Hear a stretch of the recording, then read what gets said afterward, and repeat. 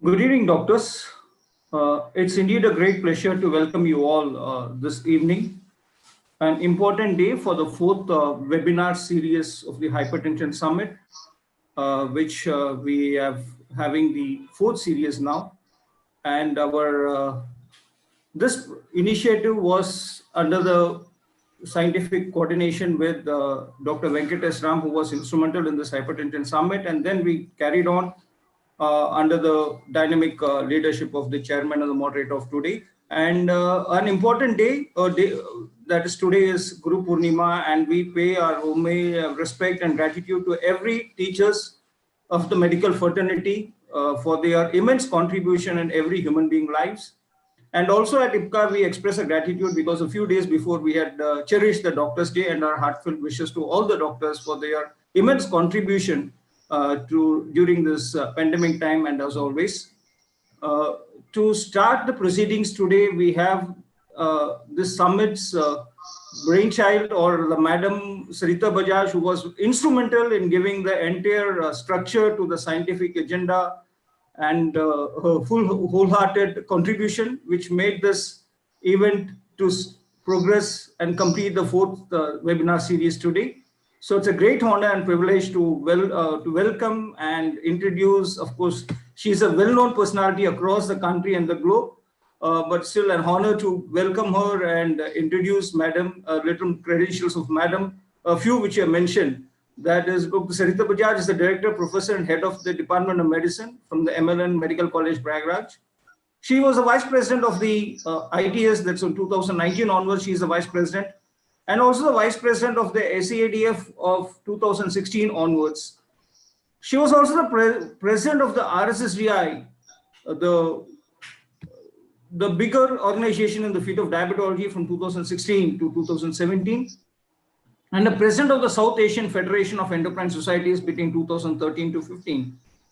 She was also the president of the Endocrine Society of India between 2010 and 11, and also the president of API UP chapter. She's also the member of Research Committee RSSDI 2019 onwards, and a lot more about to tell about Madam. But yes, with these few words about Madam, I hand over and I welcome Madam to take over the day's proceedings. Over to you, Madam.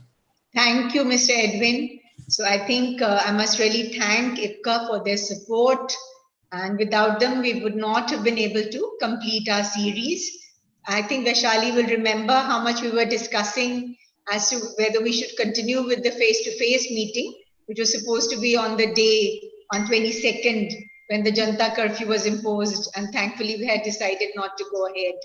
But so we could have also done it in one stretch, but I thought we'll divide it and do it in series. So this is the fourth and the last and the most precious for me, because we have a lot of innovative talks lined up today.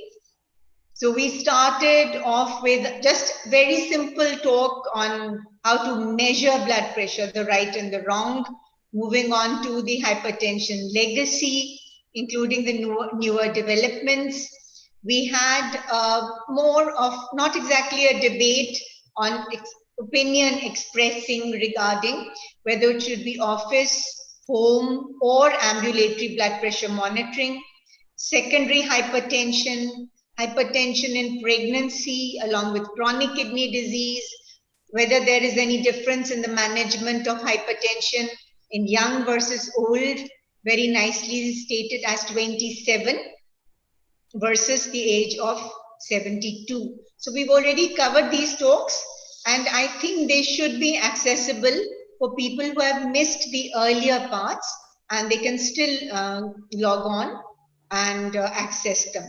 But today's topics are very unique, and we have three eminent speakers with us, Dr. Piyush Jain, Dr. Vaishali Deshmukh, and Dr. Anil Parikh, who will be talking to us about blood pressure variation, the next big leap in hypertension, prevention of heart failure in diabetes, and the most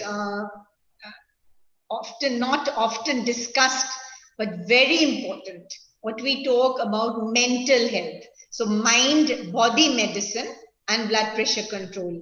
Can we actually achieve a blood pressure friendly society? So these are the topics we have lined up today. I would now like to introduce the moderator for the session, Dr. Narsingh Verma, who is not only a good friend, but I think he's a gem of a person, because whenever I have had any problem, he has always been there to help me. I don't think I can ever get a no out of him. I'm not sure if his wife will agree with me, but I can assure you that he never says a no as far as whatever help is concerned. Professor Dr. Narsingh Verma, he is MD, FRCP London, and Fellow of the American College of Physicians from United States, and he has a host of other fellowships, including the RSSDI Diabetes India. Currently, he is professor in the Department of Physiology, as well as officiating head in the Department of Family Medicine, Vice Dean, Faculty of Medicine, KGMU. But I can assure you, he wears many, many more hats, and he's, I think, just about everywhere. And everywhere, I mean, I think he multitasks more than maybe women do as well. So he's been Secretary General of the Indian Society of Hypertension, currently Secretary General of the Indian Society of Chronomedicine. This is something that he has started, something very new. Chronomedicine he has introduced to our country.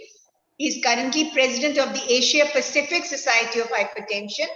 And I'm very proud to say, I'm sure he is also very proud of the fact that he's been able to bring it to India. Let's see if we can hold the meeting in 2021. I think it was planned to be held in Hyderabad.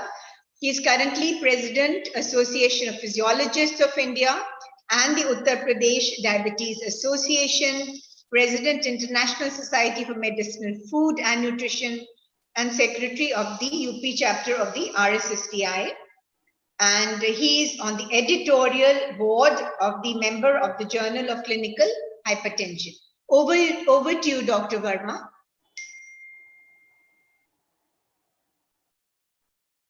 Thank you, madam, for your kind introduction. I think you have said very good words for me. I may not deserve for that, but anyhow, thanks. It is your blessing on Guru Purnima. Thank you, madam. And the first talk will be by Dr. Piyush Jain. And the topic of Dr. Jain is very close to my heart. I started my blood pressure variability 15 years back. I was having a lot of ABPM monitors, and I had some original Indian data. So the talk is very good for me, very nice for me. Dr. Piyush Jain, who is MD Medicine, DM Cardiology, and Director of Non-Invasive Cardiology, Head of Preventive and Rehabilitative Cardiology, Fortis Escort Heart Institute, Research Center, New Delhi. And Dr. Jain is also guest faculty at national and international conferences in India and abroad. He is CSI annual conferences. Several times he was guest speaker there, editor-in-chief of the Heart of the Matter, bi-monthly Journal of the Heart and Diabetes Care from 1996 to 2006. He was former peer reviewer of the Indian Heart Journal during editorship of Dr. Suman Bhandari from 2007 to 2012.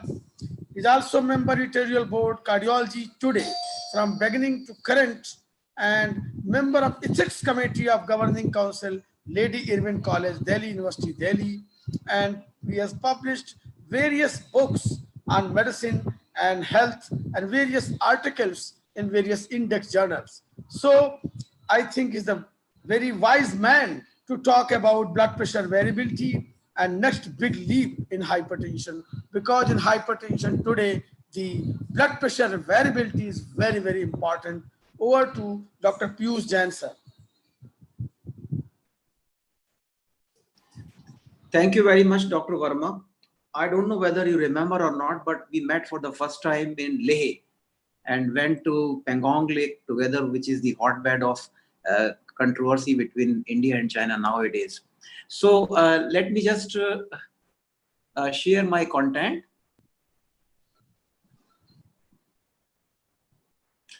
So I have got a very challenging topic to discuss today. and the topic is blood pressure variability. Now, blood pressure control involves a few basic steps. One is recognition of high blood pressure, and for which definitions are there which are ever changing. But the idea behind checking the blood pressure and diagnosing a patient with hypertension is to control the blood pressure so that the cardiovascular and other complications of hypertension may be reduced. But the focus of physicians has been on controlling the blood pressure, and various guidelines have indicated that this is the right blood pressure to be achieved with blood pressure control medication and lifestyle management both. But what about blood pressure variability? Now, blood pressure is not something that can be fixed to a certain level and it will remain fixed or forever. In fact, physiologically also, it's a physiological variable which is characterized by a dynamic behavior, and it presents not only beat to beat, minute to minute, hour to hour, and day to night variation, but also variations between days, weeks, months, as well as seasons. Now, this variation in blood pressure results from a complex interaction between the extrinsic environmental and behavioral factors and intrinsic cardiovascular, humoral, neural, and reflex regulatory mechanisms. So blood pressure is something which is not fixed. It is not necessary a patient who has achieved a blood pressure which is within the target levels will continue to have a normal blood pressure all the time. So traditionally, the adverse cardiovascular risk associated with hypertension is thought to depend on the mean blood pressure levels. The physician is happy if the blood pressure of a person during clinical measurement of blood pressure is within the target values during most of the time when the patient comes to the clinic. But it may also depend on the smoothness of the blood pressure. Now, let's say how we can classify the blood pressure variability, and you could classify that artificially speaking, I will say, in very short term as beat to beat variation, a short term within 24-hour variation, a mid term that is day by day variation, and long term that is between visit to visit, or the variation between the different seasons like winter versus summer, etc. So how do we actually assess the various components of blood pressure? Now, in the very short term, which means beat to beat variation, a proper analysis of this fast and short lasting changes in blood pressure, it was first identified by 24-hour intra-arterial monitoring in the ambulant subjects involving insertion of a catheter in the peripheral artery by so-called the Oxford system. Now, this intra-arterial monitoring during 24 hours, even if it is in an ambulatory patient, is not a practical solution to find out the beat-to-beat variation. So this led to development of vascular unloading techniques with the development of non-invasive continuous BP measurement. Now it is commercially available as FinPress and many other similar products. Now these products are basically measuring the finger blood pressure. There is a finger cuff which is equipped with an infrared photoplethysmograph to quantitate the finger blood pressure on beat-to-beat basis. So this is how we can compute the blood pressure of a person. This is of course the Oxford technique where we can see how much of variation is there from beat to beat during 24 hours. Now, let's say, how do we interpret? Now, we can always measure, but the interpretation is also very important. And how do we interpret this blood pressure variation in the very short term, that is between beat to beat or within 24 hours? Conventionally, the estimation of blood pressure variation in the very short term consists of calculation of the standard deviation of each half an hour mean blood pressure value. And this is followed by a calculation of the average of these 48 hours standard deviations, which means before treatment and after treatment. These studies showed that compared to normotensive controls, hypertensive subjects not only have higher mean blood pressure, but also they have greater very short-term blood pressure variation and short-term blood pressure variation. Also, the short-term blood pressure variation increases proportionally to the increase in the mean BP level, being greater during daytime and physical activity and lower during the nighttime or rest. Now, you can see in this graph on your left side, the graph is showing the mean intra-arterial pressure in the upper, tracing, and in the lower tracing, it is showing the standard deviations in the blood pressure variability. And as you can see, during the time of the day when the mean blood pressure is high, the blood pressure variability is also high. These two are entirely different things. They don't, it's not necessary they will go hand in hand, but the clinical observations have shown that the increase in the mean blood pressure during a given period is also associated with an increase in the blood pressure variability. Now, this is also something which is not possible to do because we don't have the equipment available for measuring the finger cuff blood pressure or Oxford systems and measure it in a large number of patients on day-to-day basis in our clinic. So the next best is the ambulatory blood pressure monitor. Now, assessment of this short-term blood pressure variability is also possible by ABPM or ambulatory blood pressure monitoring, though it is less precise. Now, the usual ambulatory blood pressure monitoring in clinical practice, one measures the blood pressure every half an hour, but for a reliable assessment of the 24-hour blood pressure variation, standard deviation requires measurement of intervals which are no longer than 10 to 15 minutes. So equipments can be recalibrated when we really want to measure the blood pressure variation by ambulatory blood pressure monitor. Blood pressure monitored by ambulatory technique also enables the assessment of the slower fluctuations in blood pressure between day and night, and that has got a prognostic value, and we will be talking about it. Now, this is a graph showing the 24-hour ambulatory blood pressure monitor in a subject which is characterized by a normal daytime blood pressure variability, and as you can see, the systolic as well as diastolic blood pressure, though they are varying, but they are not fluctuating too much, and therefore the blood pressure variation is not too much. Whereas this is a subject where the daytime blood pressure variability is excessive intermittently, and therefore the systolic, blood pressure variation or BPV, I should say BPV because repeatedly talking about blood pressure variability only, creates a problem for understanding. And so let's talk about BPV. So BPV is blood pressure variability, and that also increases with changes in the blood pressure, which are fluctuating markedly. Now, a high point about ambulatory blood pressure monitoring is that you can actually look at the dipping status of the patient, which has got a great prognostic value. Normally, the nocturnal blood pressure dips down by 10 to 20%. It is both systolic blood pressure as well as diastolic pressure, and therefore, of course, the mean blood pressure also. A dipper, which is showing normal dipping, has a 10 to 20% dipping during nighttime, and this is quite normal physiologically, and it is expected. Now, in non-dipper will be one where the dipping is less than 10%, and all it does is basically it increases the blood pressure burden, and therefore the long-term effects are deleterious for the cardiovascular system as well as the kidneys. Now, there are still more people where you find that there is a reverse dipper. Reverse dipper means that instead of dipping, the blood pressure actually rises during the night time, and this is even more deleterious than the non-dippers. Then there is another category of patients where you find the dipping is extreme, which means more than 20%. Now, this more than 20% dipping of blood pressure during night time is something that is also deleterious, and deleterious in the sense that it causes cognitive impairment. Specifically, it causes anterior ischemic optic atrophy.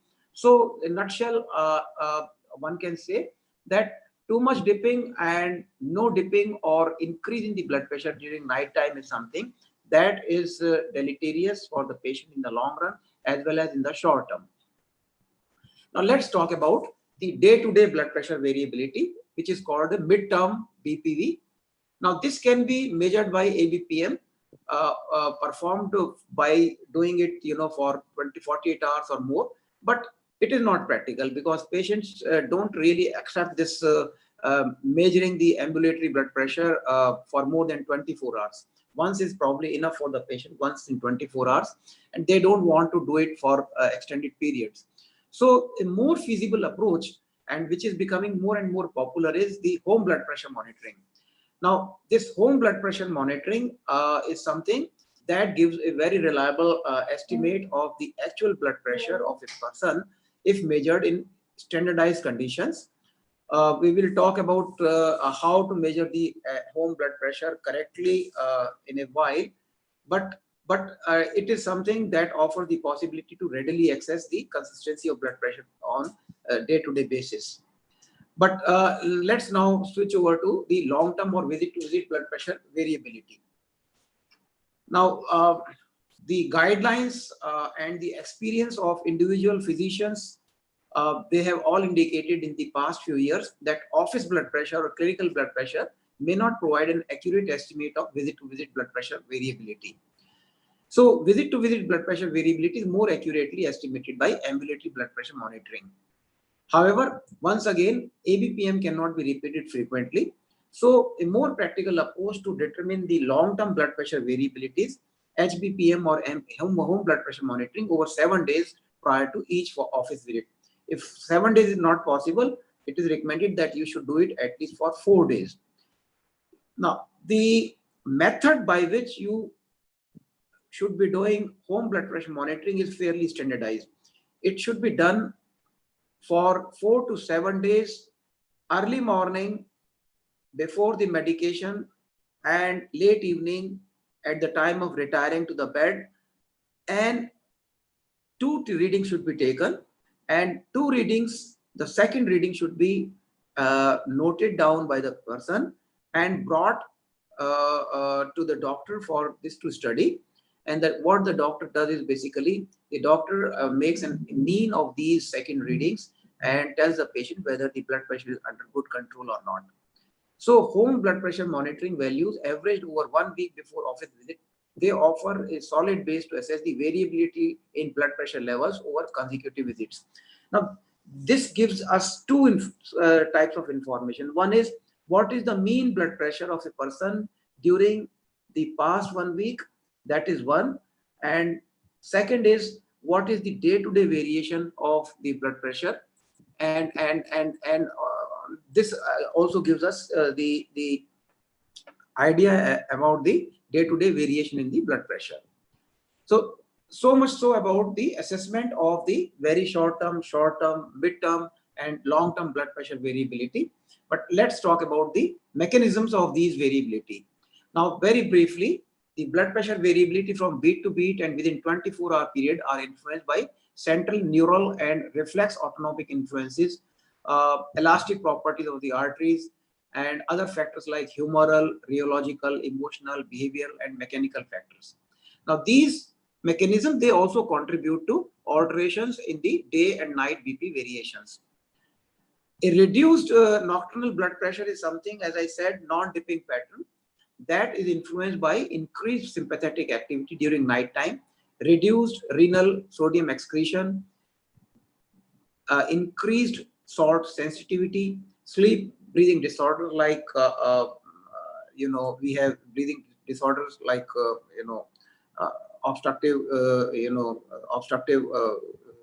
breathing disorders, insulin resistance, endothelial dysfunction, and drugs like glucocorticoids and cyclosporine. The patients who have diabetes, patients who have got renal dysfunction, they are very prone to reduced nocturnal BP fall, and therefore these are the patients where the nocturnal blood pressure measurement is very important before we can say that blood pressure control in these patients who have diabetes or renal failure, that is under adequate control. In fact, if we treat these patients and check only the daytime blood pressure, and if it is under control and do not think about the nighttime blood pressure, all we may be doing is to convert these patients with hypertension into what is known as masked hypertension, which means the blood pressure is controlled in the clinic, but blood pressure is not under control during nighttime. So they have masked hypertension, and that is bad prognostically. Now, regarding the mechanisms of midterm and long-term blood pressure variability, the behavioral factors are very important in influencing the midterm blood pressure variability. The inconsistent blood pressure control in these treated patients is mainly due to poor adherence, improper dosing or titration, dose omission or delay, but also because of the errors in blood pressure measurement. So these are all the factors in addition to the behavioral factors which influence the and this may be responsible for fluctuations in blood pressure. Now, long-term blood pressure, as I said, may also be influenced by season-related climatic changes. Blood pressure, here I may just say that BP levels, we all know that they are consistently lower during summer and higher during winter. But there are, surprisingly, there are some other studies which have also shown a paradoxical increase in the nighttime blood pressure during hot weather.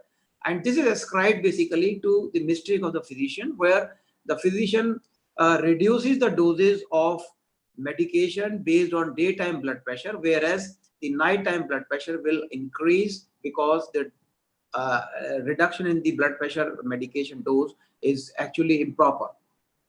Now, coming on to the prognostic significance of these different types of blood pressure variability, and in this respect, I would like to say that intra-arterial beat-to-beat blood pressure recordings in patients with hypertension, they have shown that increasing short-term BPV are directly related to target organ damage at any level of mean 24-hour mean blood pressure, which means that when we are looking at the ambulatory blood pressure tracing and R2R or every half an hour blood pressure readings, we should not be only thinking about the mean blood pressure, but also looking at the variability, which is the one, which actually we can see intra-arterial beat to beat we cannot do, but we can do short term. Now, if you look at the studies which have shown this, these studies are basically quite limited, let me say that, and we need more data. But both the cross-sectional as well as the longitudinal studies have shown that the short-term blood pressure variability is associated with a subclinical target organ damage. Now, whether these changes in the short-term blood pressure variability lead to clinical events also or not, this is the data is very limited regarding that. But we do know that subclinical target organ damage in the form of intima medial thickness and left ventricular hypertrophy, they are definitely more if the short-term and very short-term blood pressure variation is excessive as compared to those patients where the variability is less. It's all comparison basically.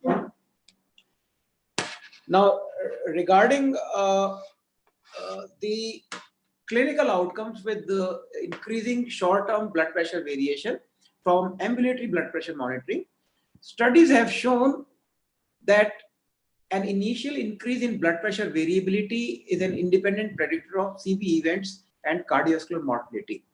Now, that is for sure that in addition to the mean blood pressure, the blood pressure variability is also an independent factor in the prediction of cardiovascular events and cardiovascular mortality.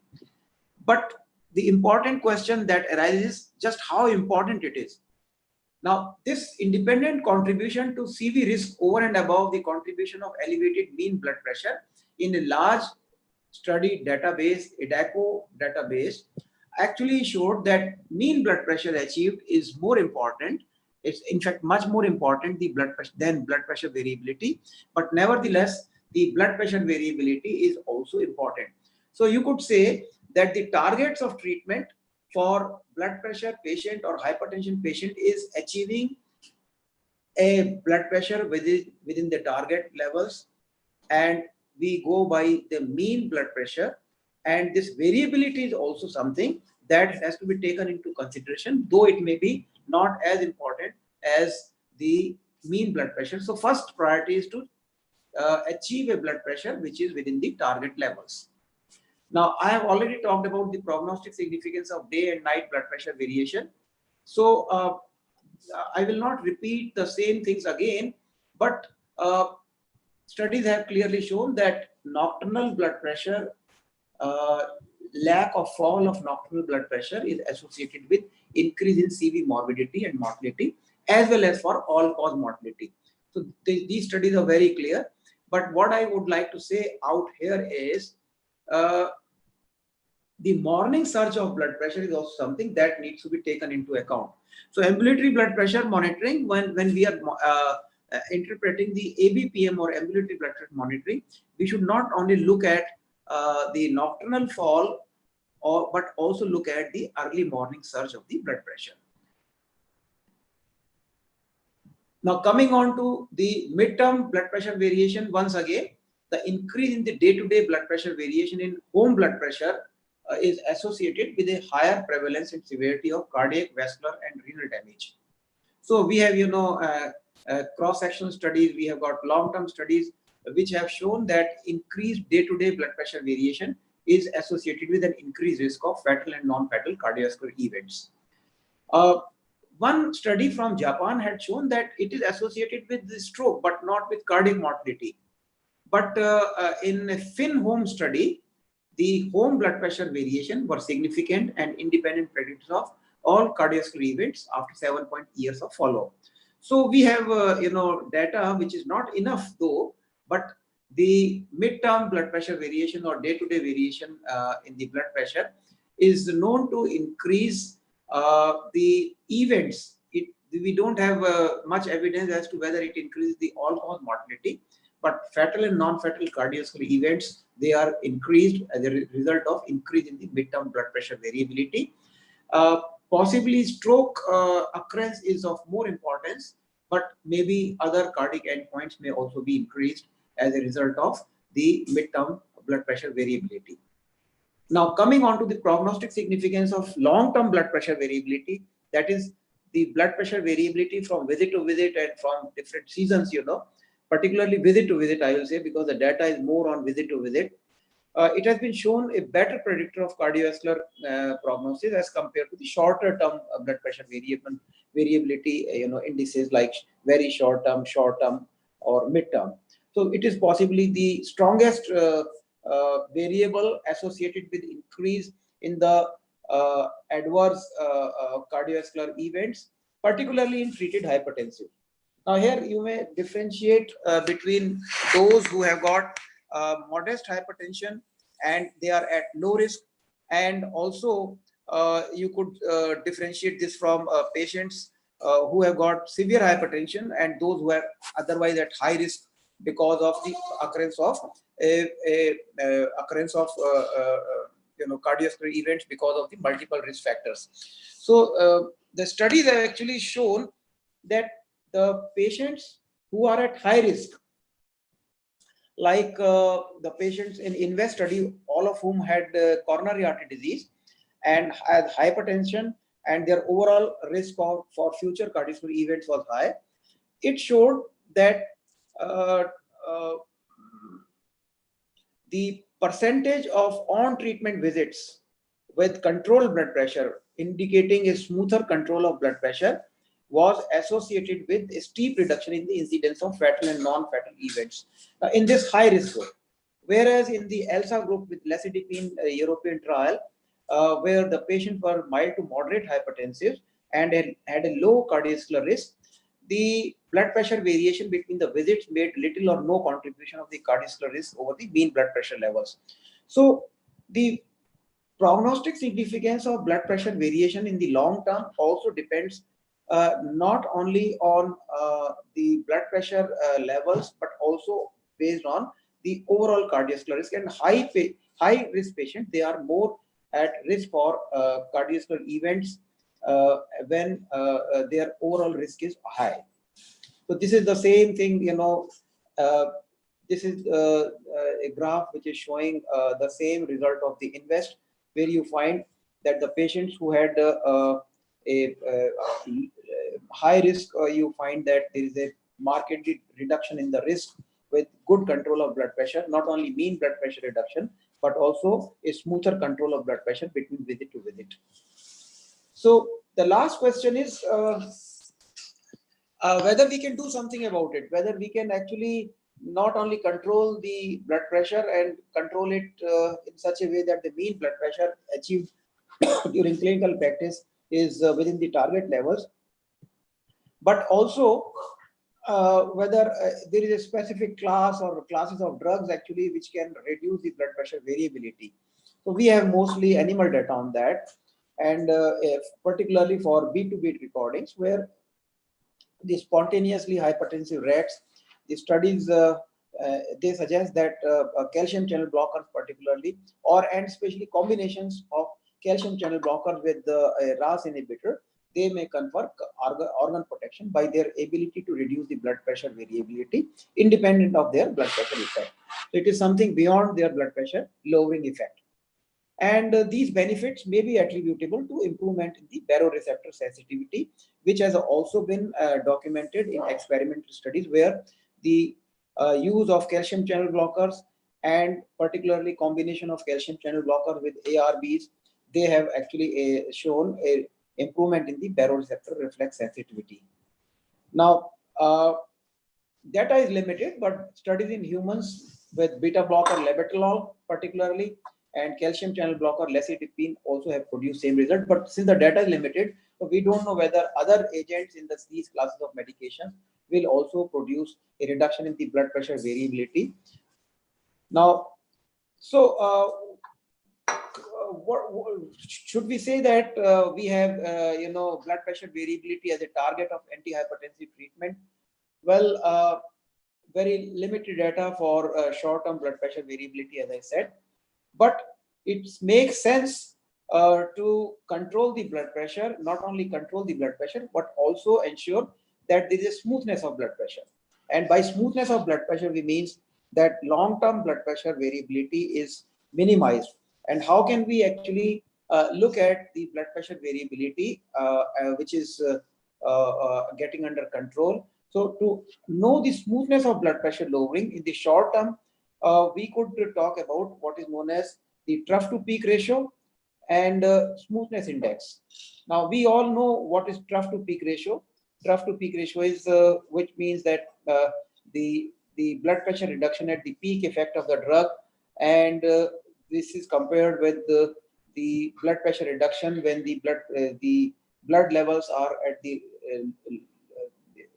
lowest, and the effects of the blood pressure medication are the minimum, particularly during early morning time when the previous dose has been taken the morning before.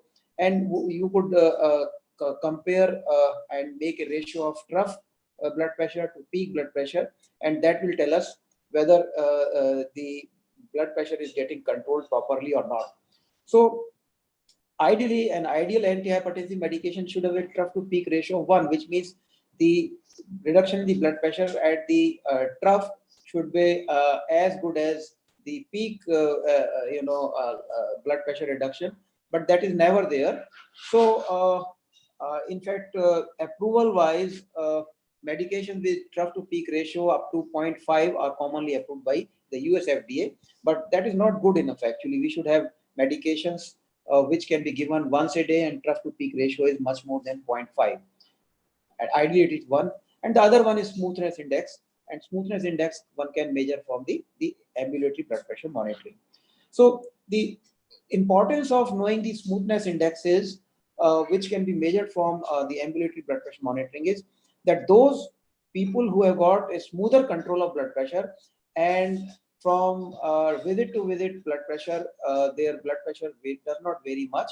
It has been shown, not the clinical outcomes, but the left ventricular hypertrophy and the CIMT or intimal medial thickening is reduced as a result of an increase in the smoothness of blood pressure. So target organ damage is certainly reduced as a result of increase in the smoothness of blood pressure, besides and over and above and independently of the mean blood pressure achieved with the antihypertensive agent.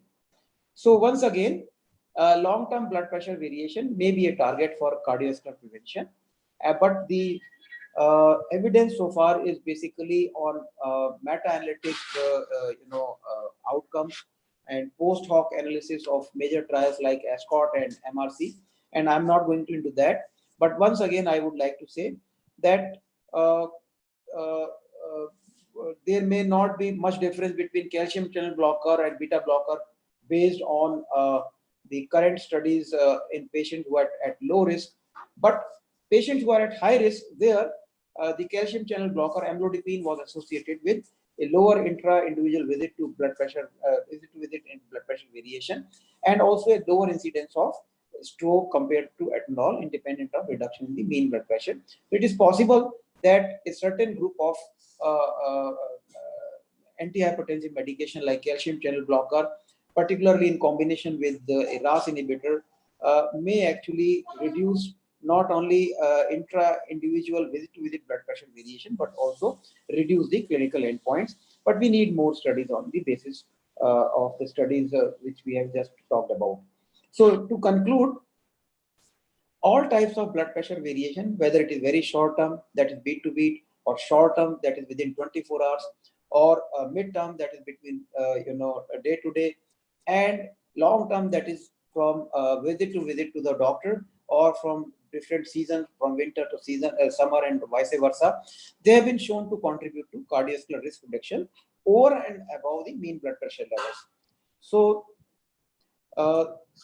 this is something, since now we are now getting the patients to measure the home blood pressure more often, we are getting the ambulatory blood pressure monitoring also more often. So let us make a use of the data which is available to us for treating individual patients. And here I may say that out of these different variabilities like short term, very short term, etc., it is the long term blood pressure variability which bears the strongest predictive value for the cardiovascular prognosis. So this supports the concept that the consistency of BP control over time represents an additional important goal of antihypertensive treatment, though it has not really entered into guideline, but description wise, the guidelines do talk about smoothness of blood pressure and trough to peak ratio, but whether it is going to become a target for treatment, a definite target for treatment with numerical recommendation as to how much variations are recommended and not recommended, those things actually will take time, but we need more data on that. So I have just tried to highlight the importance of two simple things which can be done to improve the blood pressure control of patients.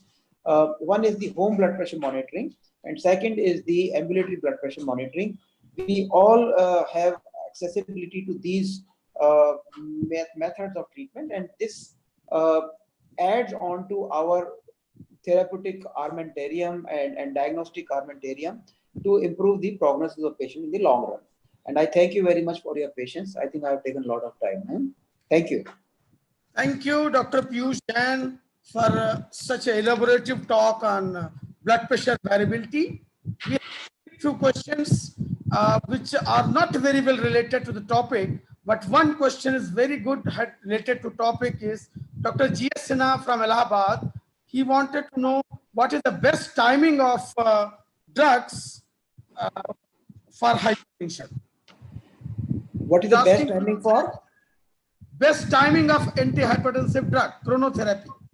Oh, best timing of antihypertensive medication.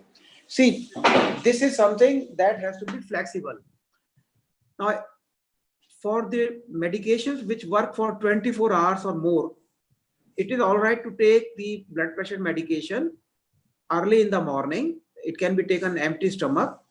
But then, as I said, for many patients, particularly those who have diabetes, those who have got renal failure, and I would like to add one more category there, pregnancy, which is we don't think about it. Even pregnant women get hypertension. Measurement of nocturnal blood pressure at least once is very important if the patient has become hypertensive. And there, it is always useful to add a short-acting antihypertensive medication in the evening also, in case the nocturnal blood pressures are not adequately controlled, despite the control of blood pressure during daytime. So the timing of the medication has to be flexible. Now, there are certain physicians who prefer to use antihypertensive medication during night time.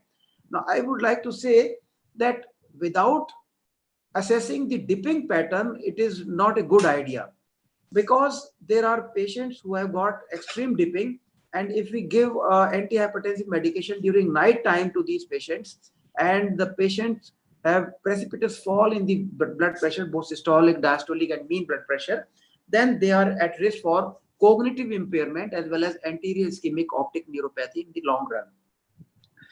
So, given the fact that we have ABPM available with us, for any patient who has got hypertension, particularly a patient who is at high risk because of other risk factors, we must measure ambulatory blood pressure monitoring, and checking the home blood pressure monitoring is enough for most of these patients once we have started the treatment, because that will tell us the pattern. And of course, daytime and nighttime blood pressure medications, one has to make changes in this based on a repeat ABPM if it is possible. Thank you, sir. Thank you, Dr. Jain. Now we switch over to next talk, and that is by Dr. Anil Parikh. I think everybody knows him. Dr. Anil Parikh is MD internal medicine and is also president of medical affairs and clinical research in IPCA Laboratories Limited. And he's serving as faculty, has served as faculty at Topiwala National Medical College and Nair Hospital, Mumbai. Worked at consultant physician with Ministry of Health, Saudi Arabia. 30 years of professional experience that includes areas of clinical research, clinical practice, new drug development, and academics. Conceived and established the role of low-dose chlorthalidone and combination in the treatment of hypertension. Research studies published in JACC and appeared in Brown World Heart Disease.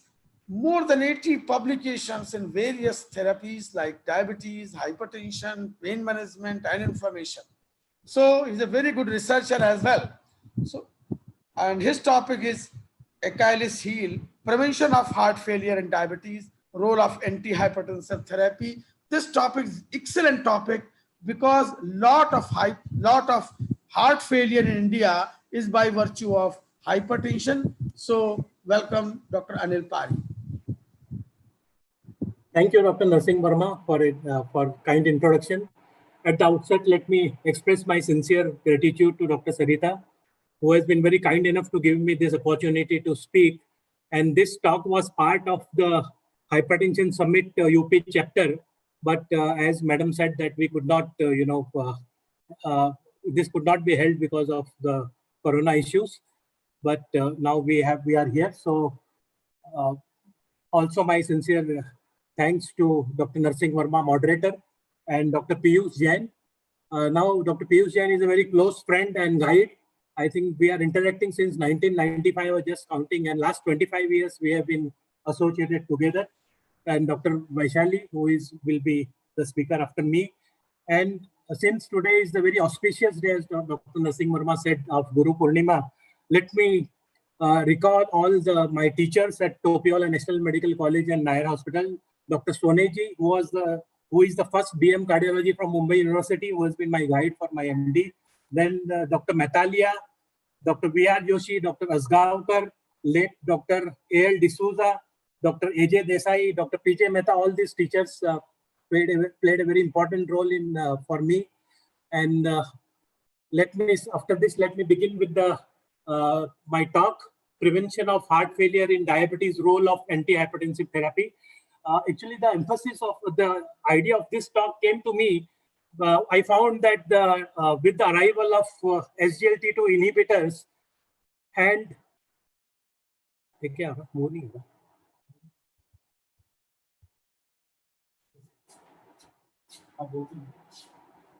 the arrival of the SGLT2 inhibitors, now the diabetes guidelines,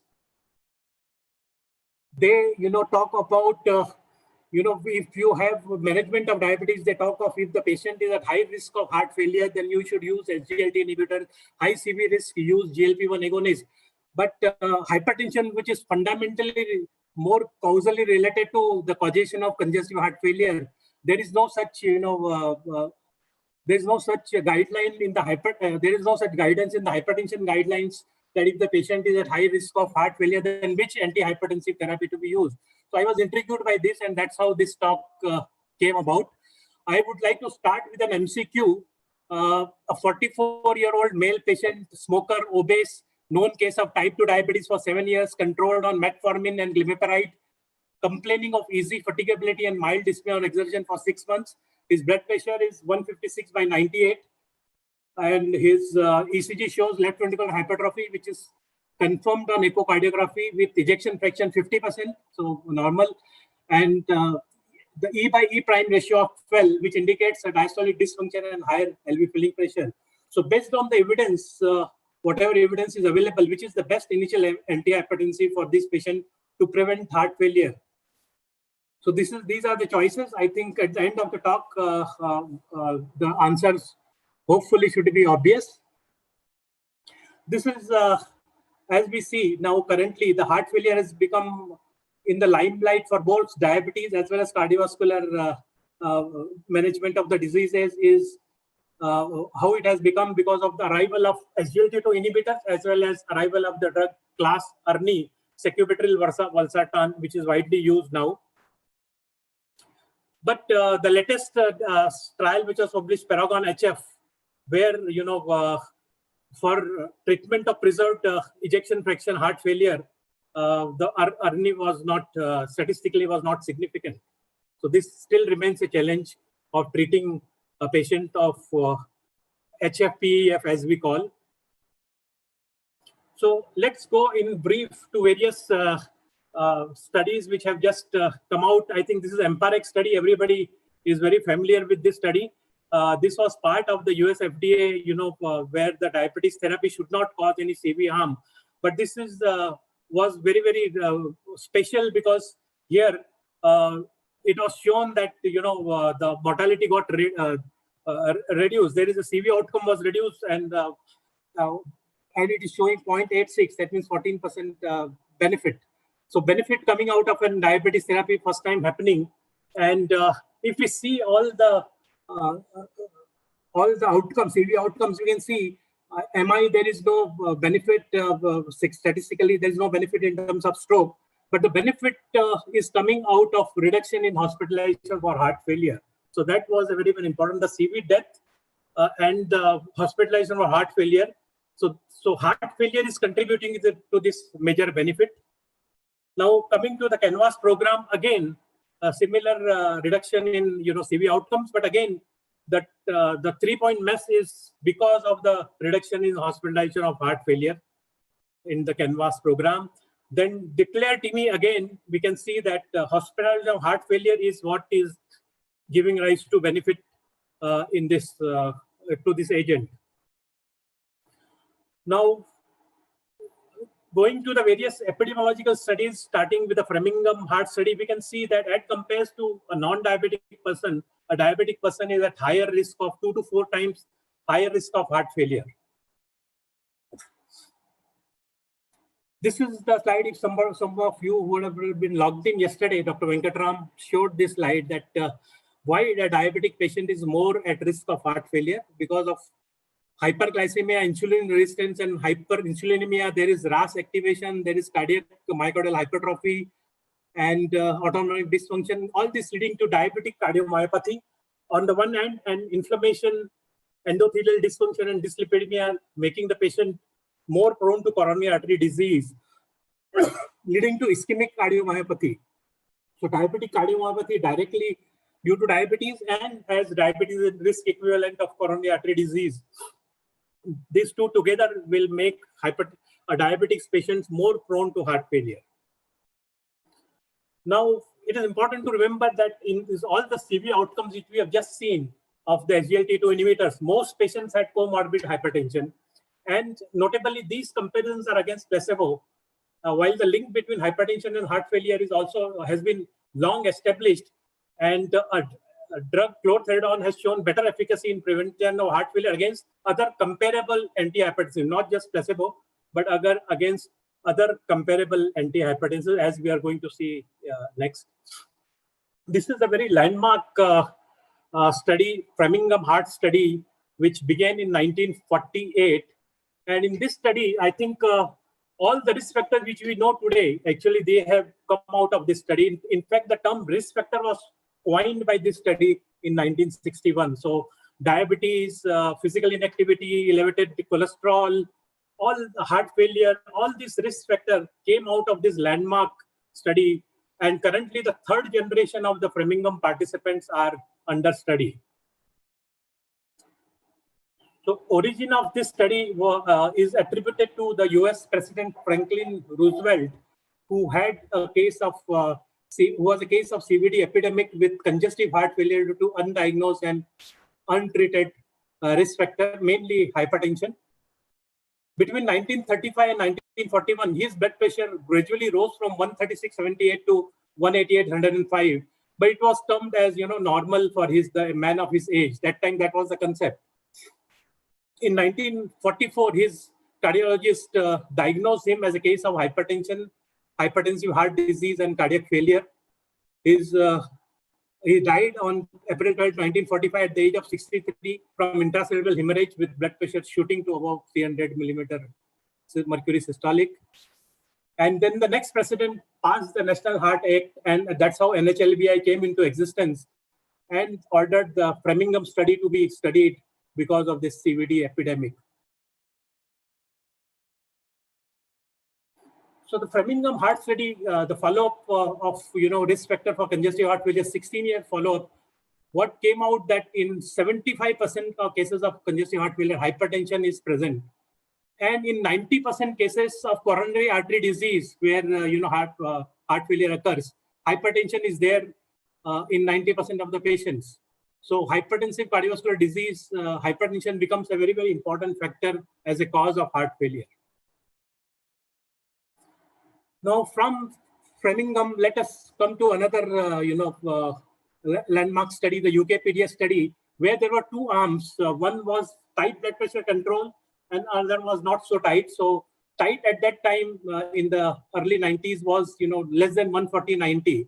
And you can see that as compared to the usual arm, the tight blood pressure control arm had, not only microvascular disease reduction, but macrovascular disease reduction, and a good reduction in terms of heart failure. I think heart failure, the importance of blood pressure control, you can see here, the heart failure was reduced by 56% in the intensive arm, that is at that time 140/90. So that's, we can see the two curves of usual and the tight blood pressure control in the UKPDS study. Now let us come from the two landmark study of Framingham and the UKPDS to the current landmark study of SPRINT. Because of this, the blood pressure is now less than 130/80 is considered to be the goal of all hypertension guidelines now. And here you can see the intensive arm was less than 120/80, standard was less than 140/90, and we can see that you are not seeing statistically significant benefit in terms of MI or acute coronary syndrome or stroke, but the benefit is coming out to be in the form of heart failure. So again, heart failure is incidence is remarkably statistically significantly reduced in the intensive arm. So again, we are seeing that blood pressure and the relationship between blood pressure and heart failure very clearly with the SPRINT arm, where the overall mess is driven by the heart failure again. Now let's go to a study which is a meta-analysis of 26 RCTs with over 2 lakh patients published in Archives of Internal Medicine, where various antihypertensive classes were compared to placebo. And we can see diuretics is coming out to be the best as compared to any other class of agents in this meta-analysis. Now let's compare the low-dose thiazide diuretic to placebo and other comparative drugs. And we can see here again, the diuretics is favoring better than other class of agents. And you can see the calcium channel blockers here is, faring as good as bad as placebo. So that's what we can clearly see in this meta-analysis published in JAMA. Now, thiazides are favoring better, but among thiazides, when you separate out through the meta-analysis between thiazide type and thiazide-like. Thiazide type includes hydrochlorothiazide, the benzoflumethiazide, etc. And thiazide-like includes the chlorthalidone predominantly, and some 2 studies of indapamide are there. And we can clearly see that it is the thiazide-like which are causing the reduction in heart failure risk as compared to thiazide type. So this is a SHAPE study, systolic hypertension in the elderly program. This is again a landmark study with chlorthalidone sponsored by the National Institute of Health. No pharmaceutical company involved here. We can see as compared to where the first time it was established that it is important to treat hypertension in the elderly. So those who were treated with chlorthalidone, 50% reduction in heart failure risk as compared to the placebo. And those patients who had history of myocardial infarction, the risk reduction was even better, 80% reduction in risk as compared to the placebo here. Now, this is another study which is not often talked about. This is again an NIH-sponsored study. All the landmark studies of chlorthalidone have been sponsored by the National Institute of Health. And this is a study where the treatment of mild hypertension, where various drugs have been compared with classes of drugs have been compared with placebo. And the primary endpoint was reduction in the left ventricular hypertrophy. That was the primary endpoint of controlling blood pressure here. And we can see chlorthalidone is the only drug which was found to be better than placebo. And surprisingly to all, chlorthalidone was not only better to other classes, including CCB, but also found to be better than the ACE inhibitor enalapril in reducing LV hypertrophy. And this may come as a surprise to many people. This is the landmark ALLHAT study. Again, a very, very, this is going to remain the largest hypertension trial involving over 42,400 patients being followed out for 8 years, and where 3 principal drugs were under comparison. The thiazide-like diuretic chlorthalidone compared to the ACE inhibitor lisinopril and the calcium channel blocker amlodipine. Primary endpoint of fatal and non-fatal MI was equal in all 3 classes of the drugs. So coronary-wise, they were all similar. But what was surprising was that there was significant increase in risk of heart failure with amlodipine and also lisinopril as compared to chlorthalidone. So this was a surprising finding in terms of lisinopril, which is ACE inhibitors are known to be a major therapy for heart failure. So that's the importance of this trial. So based on this trial, which was published in December 2002, and then the ALLHAT study, then the Joint National Committee Hypertension Guidelines came out in 2003. After that, we started working on chlorthalidone and came out with a new dose of 6.25 milligram. Here we can see that when you see the heart failure you analyze, in all patients less than 65, more than 65, male, female, you can see clearly that diabetics, non-diabetics, you can see that chlorthalidone is better than amlodipine as well as lisinopril. So 38% higher risk with amlodipine, but diabetics 42% higher risk with amlodipine, and non-diabetics 33%. And risk reduction is more in diabetics because the risk is higher in diabetics as compared to non-diabetics. So important to remember that CV events as well as heart failure events reduce in diabetes patients with chlorthalidone. So this is the heart failure, the Kaplan-Meier curves, where you can see chlorthalidone, the curve starts separating right. At the onset, you can see the separation of the curves, and chlorthalidone less, and the overlap between amlodipine and lisinopril.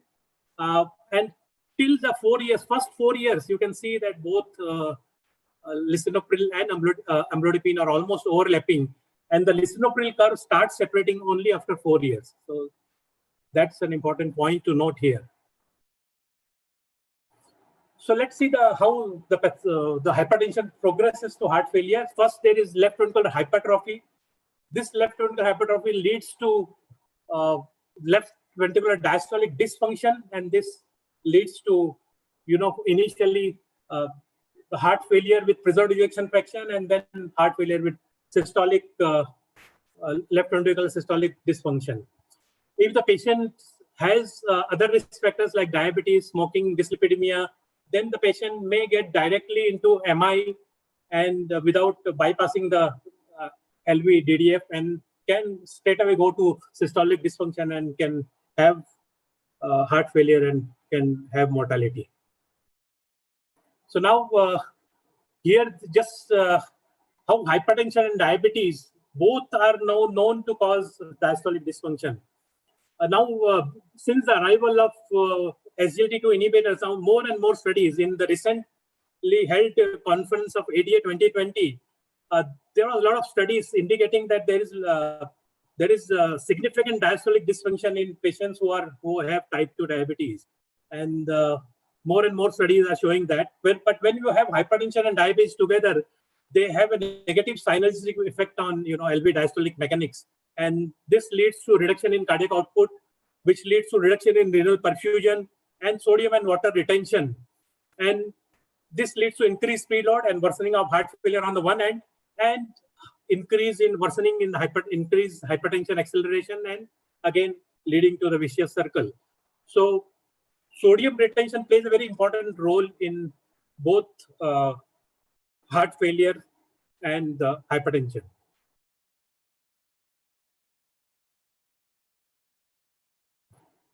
Now, this is again showing in the ALLHEAD study. You can see that heart failure risk is reduced in both diabetes and non-diabetes, as we have seen before.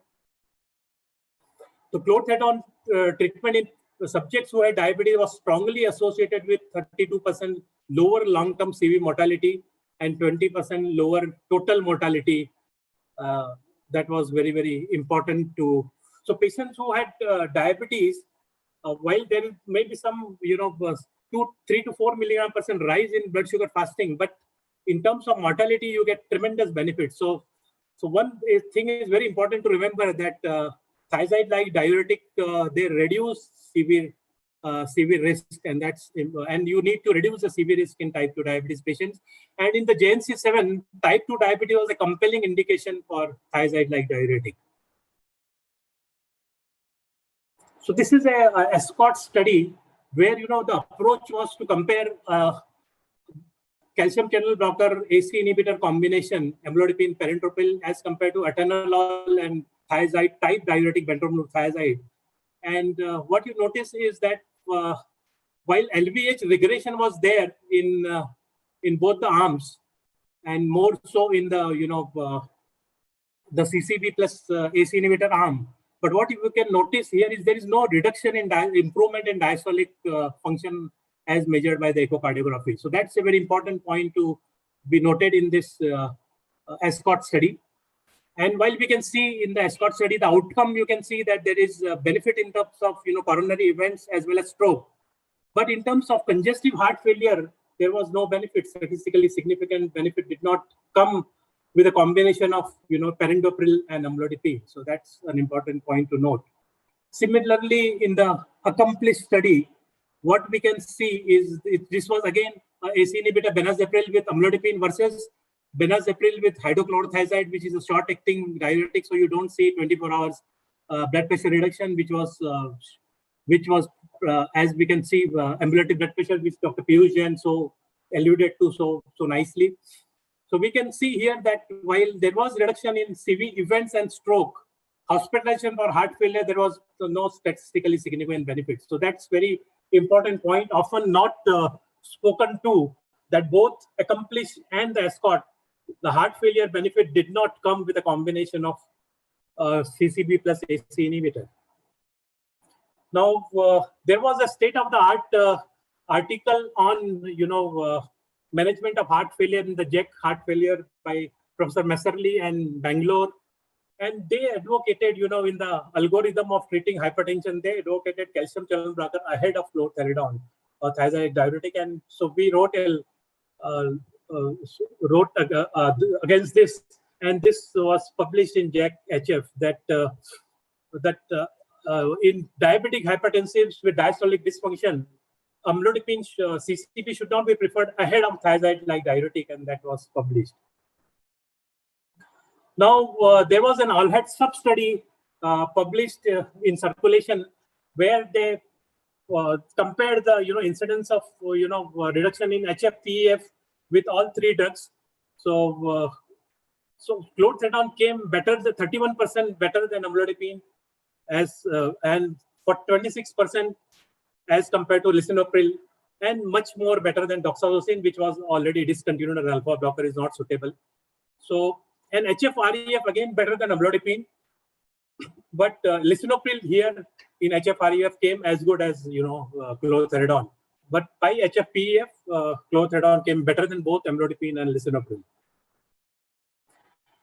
So now RAS inhibition, they have been found to be beneficial in HFREF treatment and preventing HFREF, as we see, but they have been disappointing in preventing and treating the heart failure with preserved ejection fraction.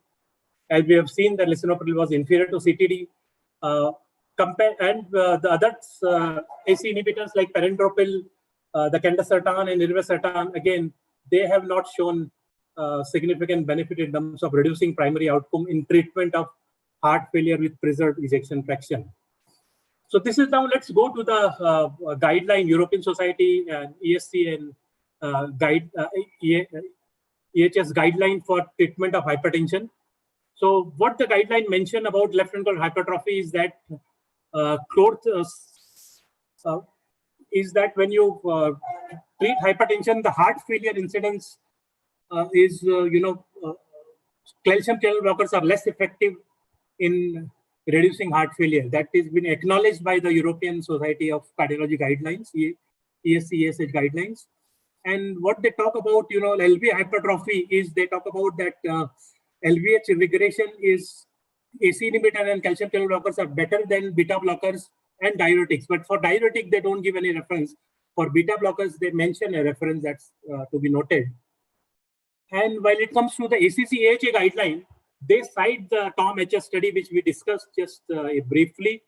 And there they show that,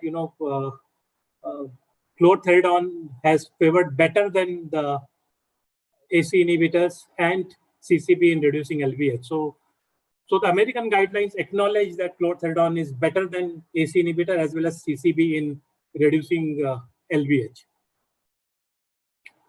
So now coming to end of my summarizing, concluding, sodium retention is central to the development and progression of both hypertension and heart failure. And that's how diuretics like clothianidone are fundamentally suitable for treating both hypertension and heart failure. And landmark studies show that clothianidone is superior to other antihypertensive in preventing heart failure. And calcium channel blocker like amlodipine has been consistently shown to be less effective. Hypertension and diabetes exert a negative synergistic effect on diastolic function, and clothianidone is shown to be superior there. And CTD has more beneficial effects in preventing heart failure in diabetics. And I believe that early use of clothianidone will reduce the need for complex agents like ERNI and even SGLT2 inhibitors at later stages. So that's how I think. Thank you very much for your patient hearing. Thank you, Dr. Anil Parikh. Very good presentation regarding heart failure, and that can help clinicians to choose the drug for heart failure, especially those who are having hypertension. So the next presentation will be by Dr. Vaishali Deshmukh. Very interesting talk. She is going to deliver about mind-body medicine and pressure control, creating a blood pressure friendly society, a dream to come true. And Dr. Vaishali Deshmukh is MD DNB General Medicine Gold Medalist, DM Endocrinology. She is Assistant Professor in Endocrinology at BJMCN Session Hospital, Pune, Head of Endocrinology, Dinanath Mangeshkar Hospital, Pune. She has been Principal Investigator in 60 phase 2, 3, 4 trials in diabetes and endocrinology. She was Chief Medical Investigator on award-winning project by GOI CSIR on drug compliance monitoring, national and international faculty in numerous publications and vast teaching experience, mentor for Pune Region for Prevention of Diabetes in Women program run by Wendy, and convener of Mind Body Medicine program, and Director of Wellness of Women and Secretary of Sphere Pune, member of Endocrine Society, IMA Pune, ISBMR, Maha Indo GHRS. So a profile her profile shows that she has interest in so many fields. And please welcome Dr. Vaishali Deshmukh. Hello, everybody. And I'll just try sharing my screen. Thank you, Dr. Narsihan sir, for in that kind introduction. And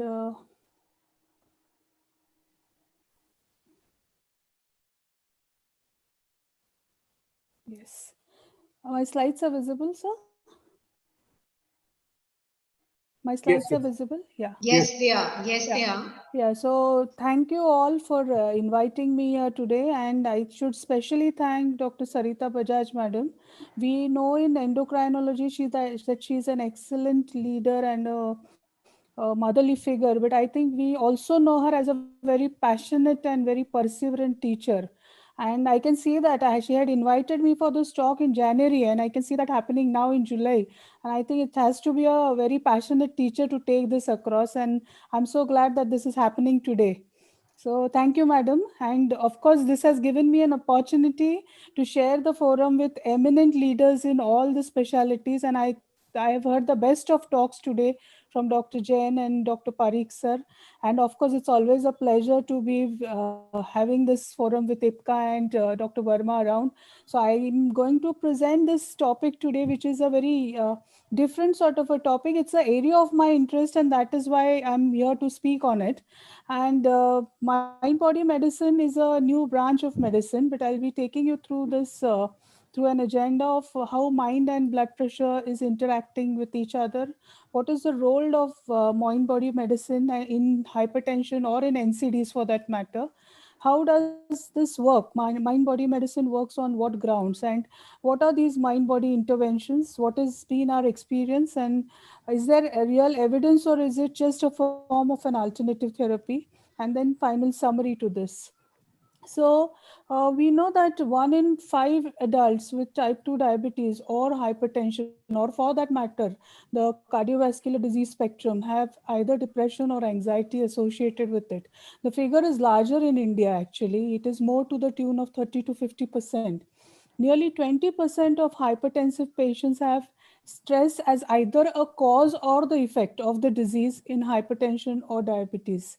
And the main important aspect is that autonomic dysfunction is a very key abnormalcy which has been detected in these cardiovascular illnesses right from the beginning.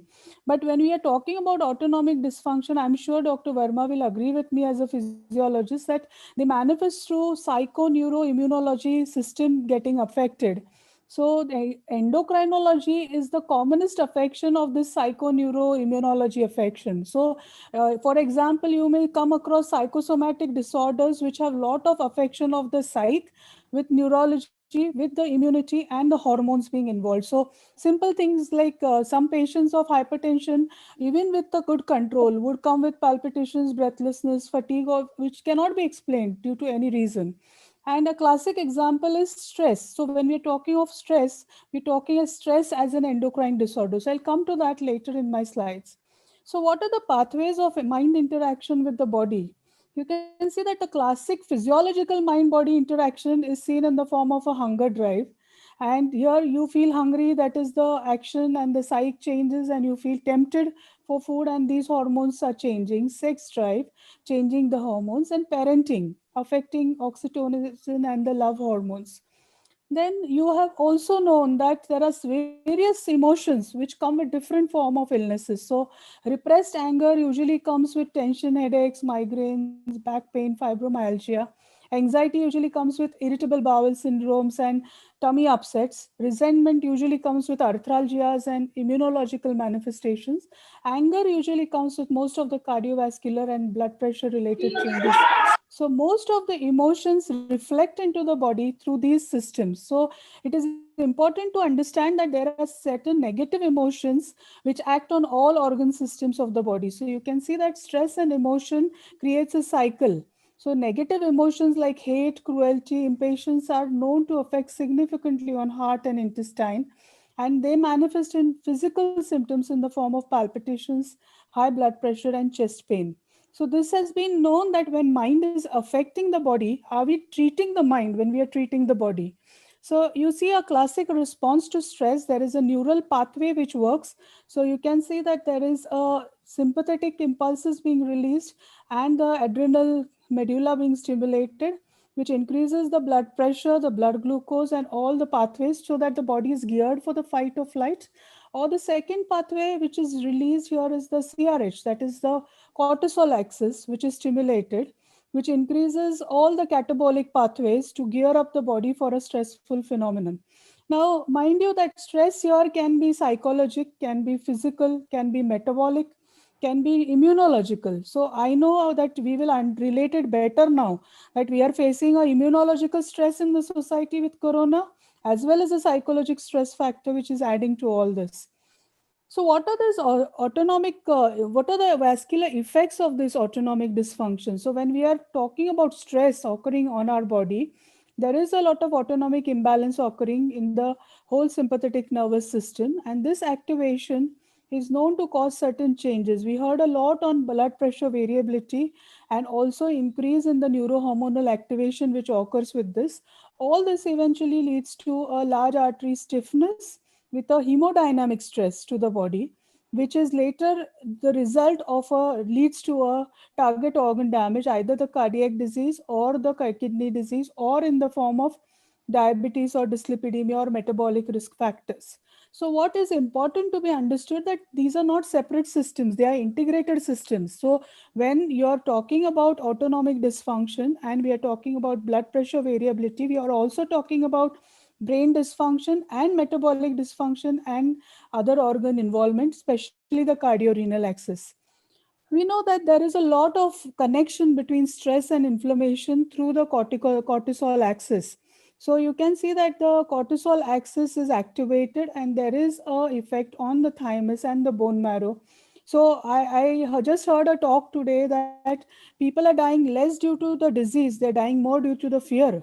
So that panic and stress itself is a reason for a changing immunity and response to the disease. So it is important to understand that any stress is going to incite inflammation. So stress has to be dealt with when we are talking about inflammatory disease. So does this inflammatory disease affect the vasculature? Yes, we know that whenever there is stress, there is a high risk of heart disease, high risk of depression, higher risk of stomach disorders, stress disorders, and psychiatric illnesses along with cancer. So that is an important thing to be understood.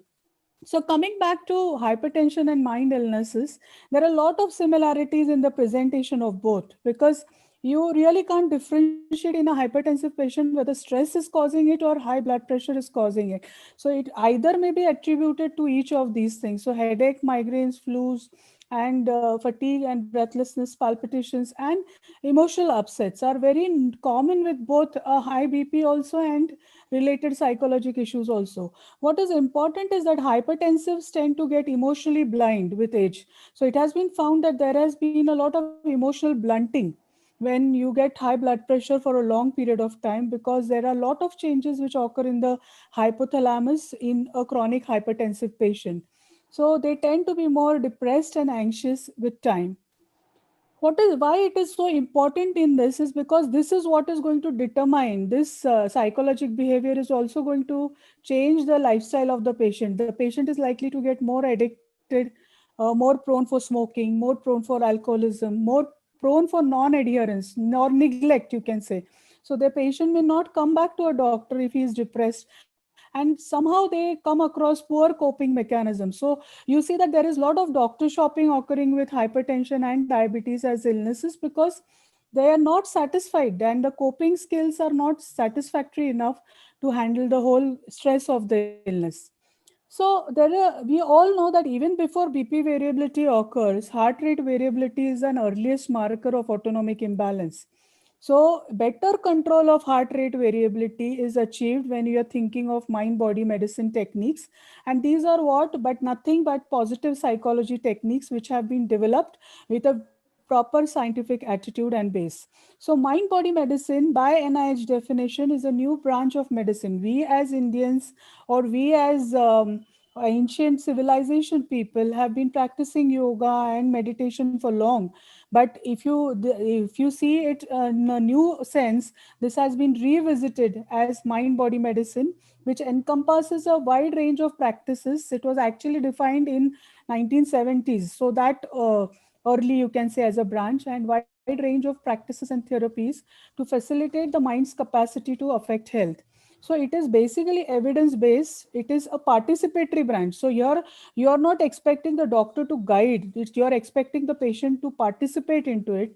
It is a self-care approach. So you don't want anybody else to offer the treatment, but the patient has to take care. It is affordable because it's free. It is easy to do at home. It is low cost. It is less time consuming. It is scalable. It's a measurable strategy. So you can actually measure how much time of the day it is changing, how much the heartbeats are changing. So you can actually measure this and do a lot of studies, and I'll come to those studies eventually. So it is actually combining the power of traditional knowledge of yoga, meditation with modern psychology, and has an applicability across the health cycle, from prevention to rehabilitation to improving health outcomes and quality of life. So if you see, mind body medicine is the center of integration of mainstream medicine, complementary medicine, and behavioral medicine. So it is neither of these three, it is a mixture of all these three. And it is not saying that you stop taking medicine. It is not saying that you follow only alternative pathway. It is a integration of all these three things, because as I told you, that mind has a lot of role to play in all the non-communicable diseases. So it is always said that every bodily disease has a brain or mind behind it. So same is true for cardiovascular and hypertensive disorders, including diabetes, because they have a neuroendocrine involvement or inflammatory involvement and a metabolic pathway as a combining, you can say, unifying pathway when we are talking about these diseases. So lot of disorders which we put into the category of NCDs have a combination of pathway which involves a psychoneuroimmuno endocrinology getting affected. So this is a thought where we are talking about shifting from reactive medicine. So we are waiting for blood pressure to be treated, occurring first, then treated. Instead of that, we are doing something to prevent occurrence of blood pressure, occurrence of diabetes. So we are identifying what is the mental risk. We are identifying the stress to the body. It's the stress in a larger sense, then allostatic load which the body is suffering from, how we are planning to improve the resilience of the body, how we are helping with the immunity and the inflammatory status, and then helping the adherence and compliance eventually to all these measures, as well as we're trying to aim at decreasing the occurrence of disease rather than focusing on treatment of disease by practicing mind-body medicine.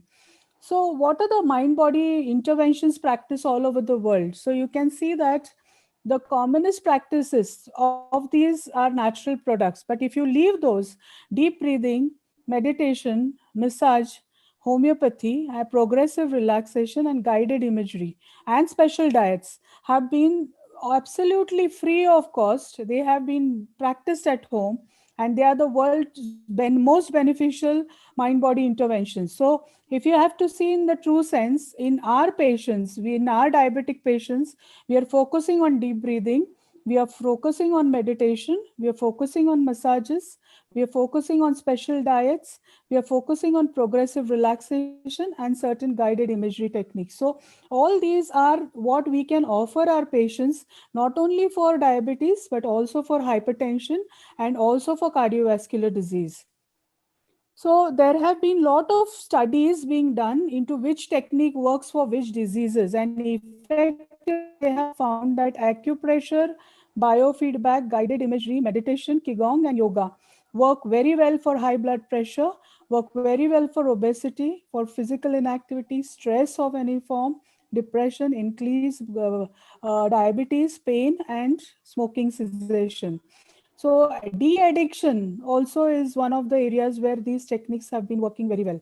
And you need not have psychiatrists or psychologists doing this. This has to be practiced by every practitioner. So what is the application of these positive psychology exercise? It's easiest technique to modify the risk factor. It is, you don't require qualification. You can teach these techniques to a 10 standard passed, you can say a staff of your clinic, and allow that person to take control of that teaching. There is no cost involved. It is less time consuming. Patient doing even 5 to 10 minutes a day Even in people, we have taught that in the waiting room, when they're sitting for the doctor, even if they're practicing 10 to 15 minutes of these techniques, they are going to benefit. So that kind of a thing, it can be practiced. So how do they actually work physiologically? So there they act on this, what is called as the PNIE concept. So P is the psychology. So at the psychology, it gives a deep sense of relaxation, a sense of well-being. And usually these are associated with forward bendings. So any flexibility gives a relaxational signal to the brain. And actually what it is doing is it is going to heal the emotional brain. It is going to free the patient from loneliness and also decrease the trauma of the illness or healing of the chronic disease. Then, when we talk about neurology, the major role comes with yoga. Yoga actually focuses around keeping the body around the central axis of the body. And what we have seen is that when the body is maintained in a straight line, the body gets a relaxation signal. The moment there is a deviation from the straight line, that is the time the body exercises. So it is an emotional brain workout.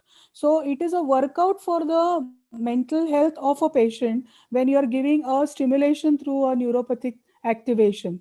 Why this is so important? Because it is very controlled, and secondly, it is going to help rewiring of all the nerve connections. It is going to convert the thoughts into very positive state rather than a negative state. They channelize the thought. There is a term called as neuroplasticity. So neuroplasticity of the brain is enhanced when these techniques are practiced, and mentally the patient starts feeling more calm. And what is important is that most of the times we see that people tell you that I can't do this turning and twisting of the body. That is not a necessity. What is important is a well formulated sequence and a long hold. So it is not the whether you twist your body or you don't twist your body. Even if you just raise your hand and keep that for 15 minutes, that is good enough to give your brain a workout. So the concept of yoga is totally different as far as the positive psychology techniques are considered. Then coming to the emotion endocrine effect of these positive psychology techniques. So they are known to increase what we call as the happy chemicals in the brain. So we all know that there are a lot of neurotransmitters which make you feel good or bad, and also these help in regulation of your emotions. So these are all the hormones like oxytocin, which promotes love and well-being, serotonin giving you happiness and bliss, endorphin analgesic effect, adrenaline giving vitality, DHA is giving libido, orgasm. And that is why positive psychology techniques have known to delay aging. So it is known to be an anti-aging therapy also, because all these hormones make you young and they also work as anti-aging agents. And we know that immunology, now positive thoughts are every thought. The brain produces nearly 70,000 thoughts in a day. And every thought has an impact on every cell of the body. And every negative thought has a negative impact on the cell of the body. So we saw that every negative thought is perceived by the body as stress, and that is converted into a stress response. So you can imagine that if I am depressed since my childhood or negative since my childhood, I have done so much of harm to my cells in the body for that longer period of time. So thinking positive and improving positive psychological health is actually a duty which has to be taught to children right from their school days. So if you ask about physiology, how does these work? So there has been a lot of studies done by physiologists, and there are various pathways how these work. So pathway one says that there is a decrease in the activation of sympathoadrenal axis. There is an enhancement of the vagal stimulation. Then there is selective activation of specific brain and neurochemical changes, which makes the perception of stress reduce. And fourth is increasing physical fitness to the whole part of these things. So physical fitness is one aspect which we see in terms of yoga, but we don't see that yoga actually works beyond physical fitness and for these purposes. So that is what I'm talking about yoga, but that's true for all the positive techniques. So eventually what they are doing is they are tackling the mind, and you know that 90% of all the diseases are related to lack of ease. So disease itself tells you that there is no ease in the body. So the ease of the body is achieved when you think of positive psychology techniques. And we know that only 10% disorders are really genetic. So I'm sure you must be coming across studies where there is reversal of diabetes, reversal of hypertension. So what has reversed there is actually the psych, and what has improved there is actually the ease. So changing the biology of the brain and the cellular activity, then energy channelizing has improved, harmony is achieved, integration of mind and spiritual health, both are achieved, and the coordination makes a person very compassionate. You've seen that these people are less aggressive, they are more controlled, they're more giving, they're more calm, and they're more positive in nature. So this is very important. So what about BP studies then, hypertension studies? There have been a lot of mindfulness based studies done in hypertension control, and there they have actually got into a conclusion saying that three things work best for controlling blood pressure. So first is paying attention to your own self and having a purpose of your activities. So your intention, attention, and purpose matters. Second is living in the present. And third is being non-judgmental about things. So when you have a judgment, you are already putting your brain under stress. So this is a study, a very good study, which has seen that how you actually these MBSR techniques, the mind-body techniques, work for BP reduction. And three things they had practiced: attention control. So attention control by meaning the meditation techniques where they focus on breath, when they focus on a particular thing. Then emotional regulation. So here what they do is they try and actually incite a positive emotional status through guided imagery, biofeedback, and through generating positive thought and self-awareness. Self-awareness is just being aware what you're thinking about. So you allow your mind to wander. So mind wandering is a wanted task, but what happens is our mind wanders in any direction. The focused mind wandering and getting that mind back to self is what is this technique of self-awareness. So what it has been shown is that it gives a benefit as good as your DASH diet and all these antihypertensive medication usage overall comes down significantly with the use of these activities along with it. So I think this has to be a complementary addition. It's a value added technique to all your patients with hypertension. So what about our experience? We run a society called as Sphere, which works for prevention of non-communicable diseases. And we do a lot of patient workshops on positive psychology propagation, which help in improving their resilience. So we also run something called as a 2-minute mind-body clinic, and which is practiced for every patient who comes to us, because it hardly takes 2 minutes to assess the mind health of the subject.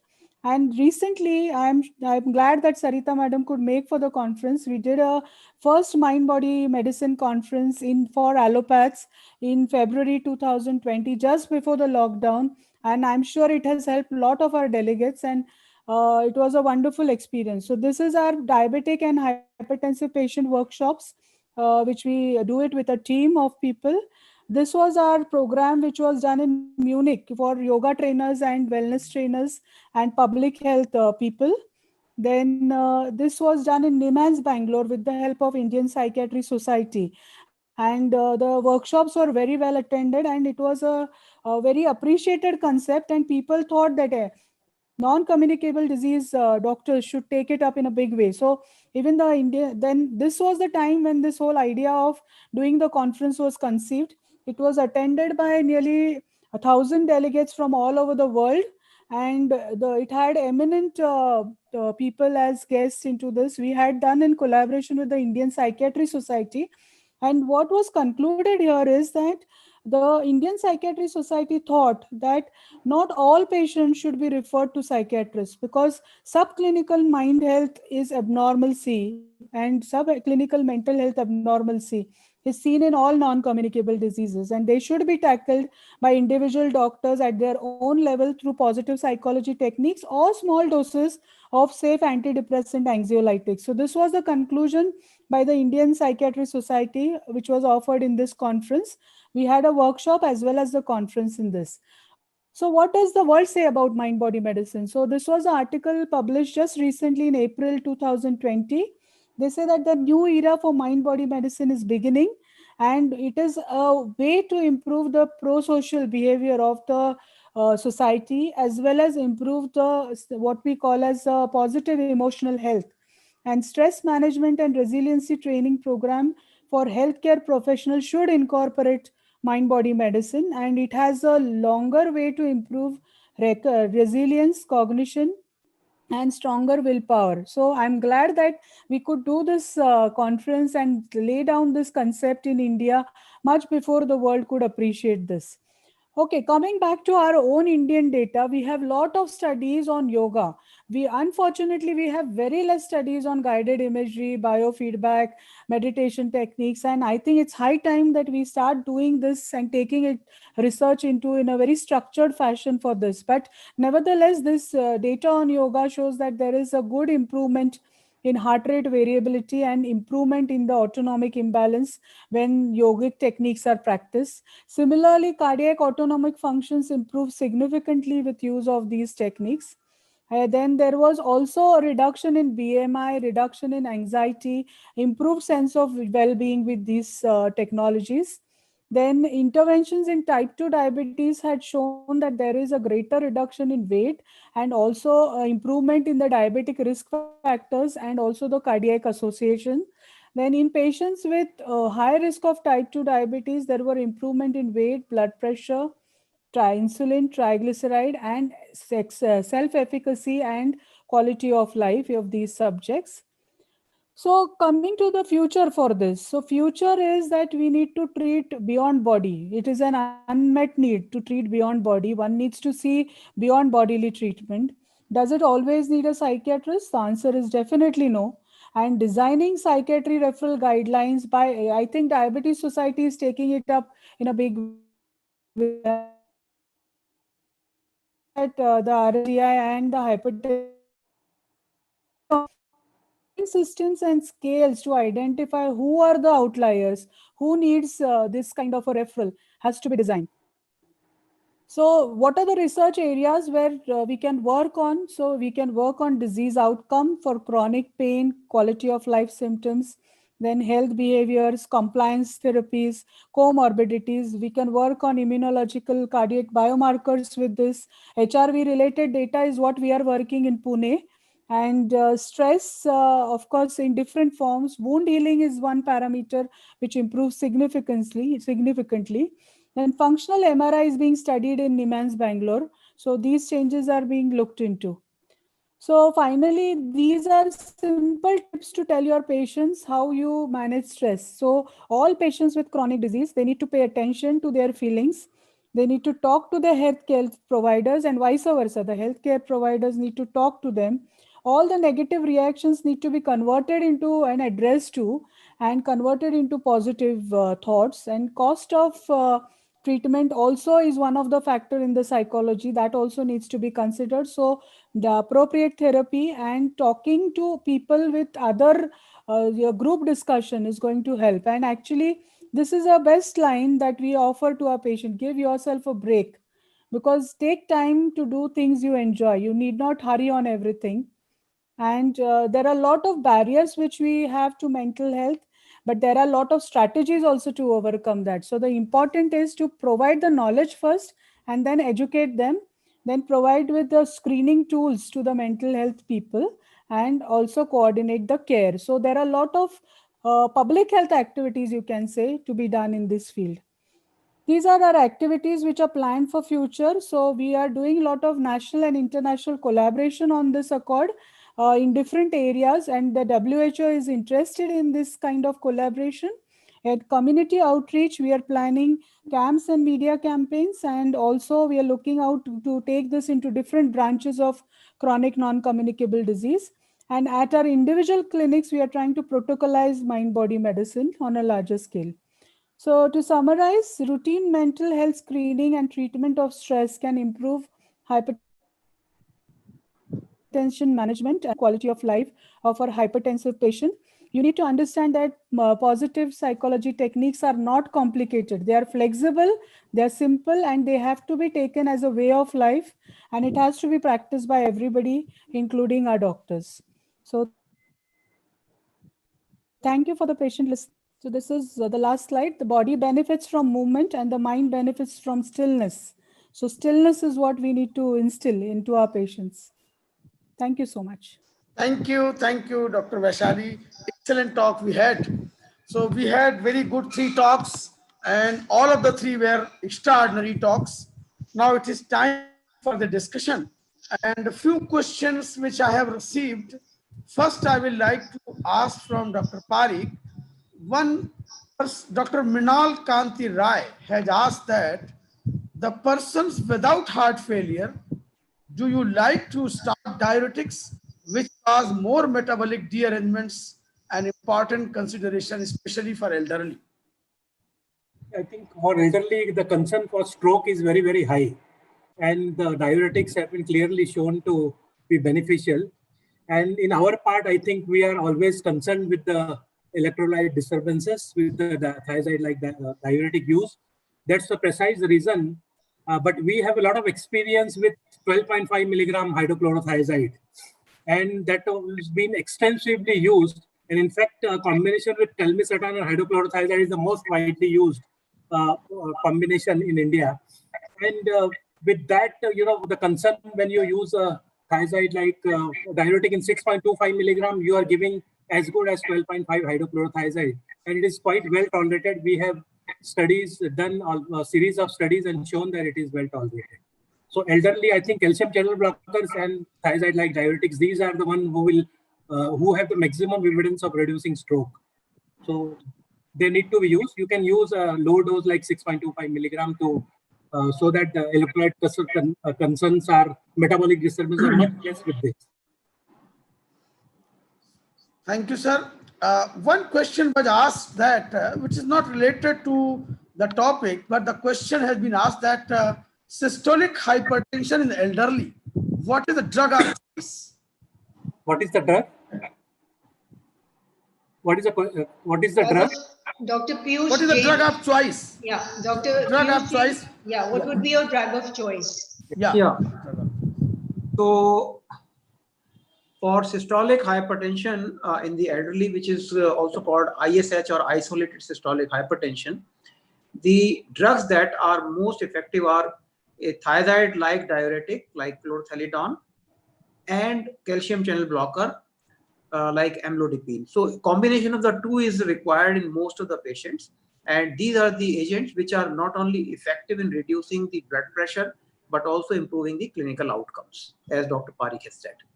The other agents can be added, but these are add-on because they are not so effective antihypertensive agents, and they have not been shown to improve the outcomes in the elderly people with ISH. So the first choice will be a diuretic plus calcium channel blocker.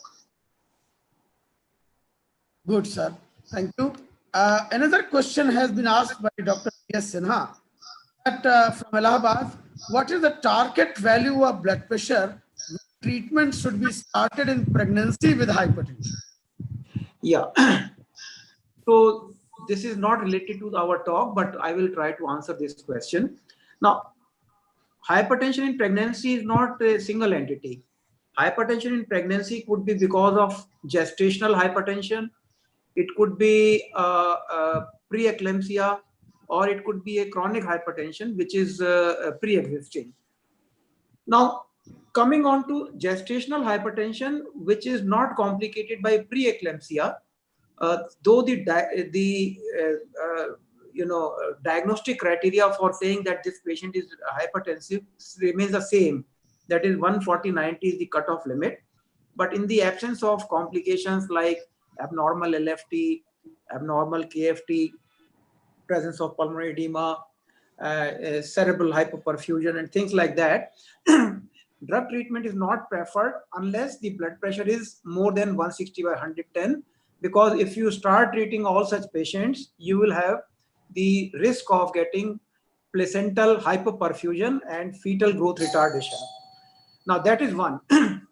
The second is that patients who have got high blood pressure beyond 160/110, when the patient has got gestational hypertension or the patient has got preeclampsia, you need to control the blood pressure. Now, depending on the urgency of, just a second, please. Just a second.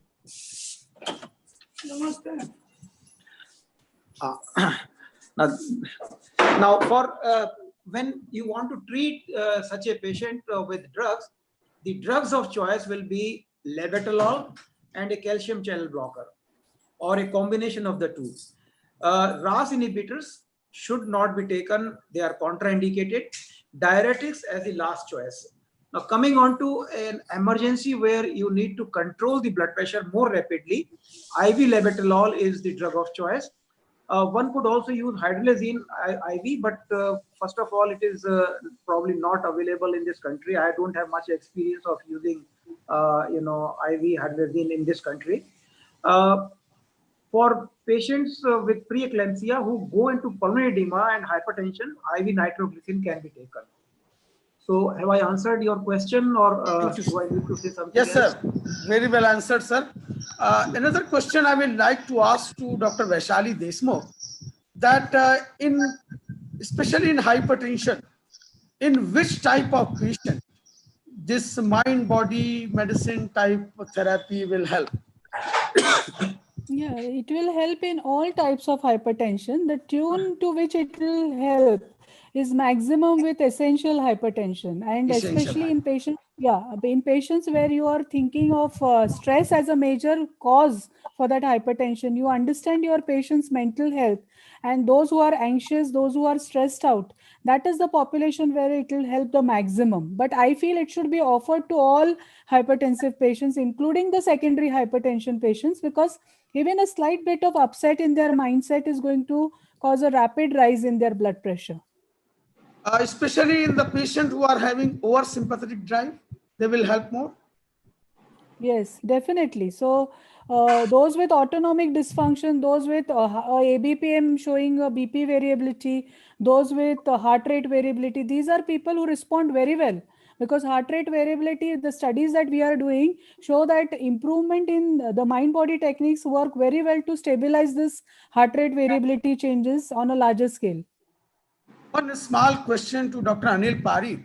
From my side, for the benefit of the viewers, is that when you try to compare the chlorthalidone to indapamide, then what is your take?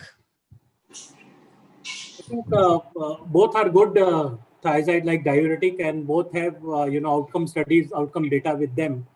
But the number of studies with chlorthalidone are much more overwhelming, and than the indapamide. And all studies of chlorthalidone are not done by any pharma company. These are all sponsored by the National Institute of Health.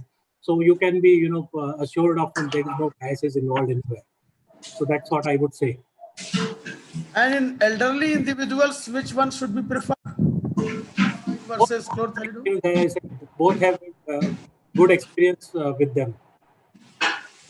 So they can be given in elderly people, Yeah. and especially the hot, humid conditions of India, whether these drugs are good.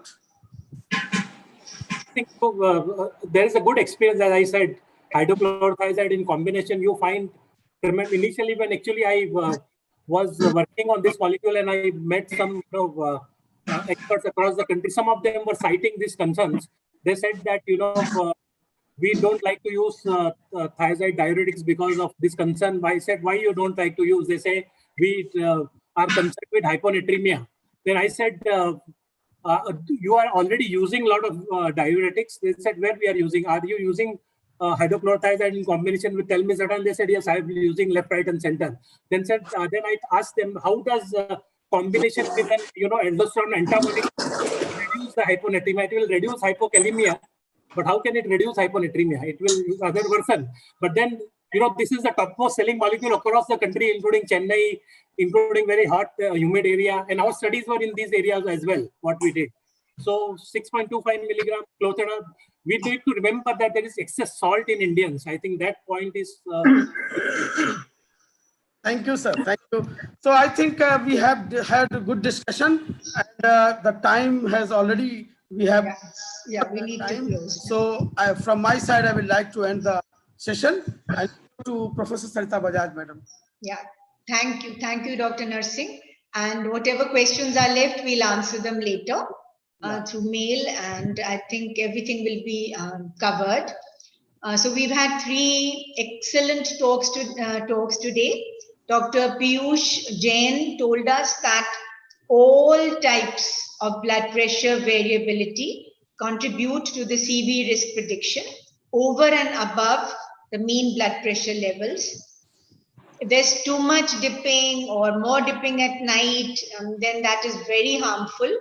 And long-term blood pressure variability bears the strongest predictive value for CV prognosis. And then there are various ways in which we can measure it, the smoothness ratio, the trough to peak ratio. However, the blood pressure variability, the targets are not yet well defined or delineated, and it is not mentioned in the guidelines either. So we still need to work on that. Dr. Parikh started off with the pathophysiology of heart failure, whether it's in diabetes or whether it's hypertension alone. He alluded to the Framingham Heart Study and the fact that there was a watershed after Roosevelt died at a young age of 63 from hypertensive heart disease and heart failure. And he referred to the largest study, that was the All-Health study. He highlighted the importance of chlorthalidone, especially the 6.25 milligram, and the importance of diastolic dysfunction, which is relevant in both hypertension and diabetes, and that thiazide-like diuretics should be preferred over calcium channel blockers. Dr. Vaishali Deshmukh told us that are we treating the mind when we are treating the body? Hypertension and mind disease. You can have headaches, you can have migraine, fatigue, breathlessness, palpitation, emotional upsets, and control of heart rate variability is extremely important. So when we talk of cost factor, mind-body medicine is not only affordable, you can do it at home. It is very low cost and very less time consuming. And there are several mind-body interventions which she highlighted. Negativity brings down your immune process. And she said that they're already running mind-body clinics. And I think they are definitely the need of the hour. And treating the mind and the body is the need of the hour. And she left us with very nice tips as how we can go about it. So thank you to all the three speakers for the excellent deliberations, for being with us on this very auspicious day of Guru Purnima. But I would not like to leave without thanking the IPCA team who have been working to make all these very successful, including Mr. Johnny Edwin, Mr. Raj Kumar Nijhawan, Mr. Om Prakash, and of course, all supported totally by Dr. Anil Parikh. Thank you. Thank you to the IPCA team. Thank you, Dr. Narsingh Verma, for moderating so well. Thank you to all of you. Thank you, madam. Thank you, and good evening, of course. And so we can. Have a nice evening. Thank you. Thank you. Thank you. Thank you Very so nice. much, ma'am. Yeah. Sure.